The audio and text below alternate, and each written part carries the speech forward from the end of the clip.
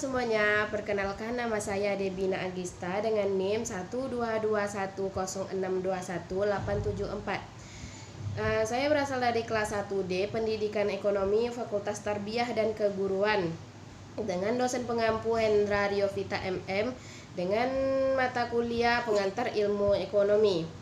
Baiklah, di sini saya akan mempresentasikan makalah saya tentang produksi, struktur pasar, pendapatan nasional, kebijakan moneter dan fiskal, investasi, pengangguran dan inflasi. Tujuan saya untuk membuat YouTube ini ingin menuntaskan tugas saya. Baiklah, masuk ke bab berikutnya, yaitu pendapatan nasional. Pendapatan nasional merupakan perhitungan seluruh pendapatan yang diterima oleh setiap anggota masyarakat di suatu negara dalam periode tertentu, umumnya dihitung dalam 1 tahun, yang merupakan kebijakan yang diterapkan sesuai dengan rumusan pendapatan nasional sebagai berikut. Yang pertama yaitu kebijakan fiskal. Kebijakan fiskal adalah langkah-langkah pemerintahan untuk membuat perubahan-perubahan dalam sistem pajak atau dalam perbelanjaan dengan maksud untuk mengatasi masalah-masalah ekonomi yang dihadapi.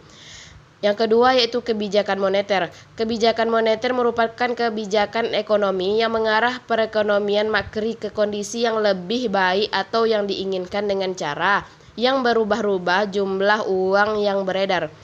Yang B, kebijakan moneter. Kebijakan moneter merupakan kebijakan ekonomi yang mengarah kepada perekonomian makri ke kondisi yang lebih baik. Instrumen kebijakan moneter terbagi menjadi 3 bagian, yaitu kebijakan diskontrol, kebijakan pasar terbuka, kebijakan cadangan kas. Kelebihan pemerintahan dalam kebijakan fiskal yaitu yang pertama, lebih mudah untuk mengontrol pendapatan dan pengeluaran.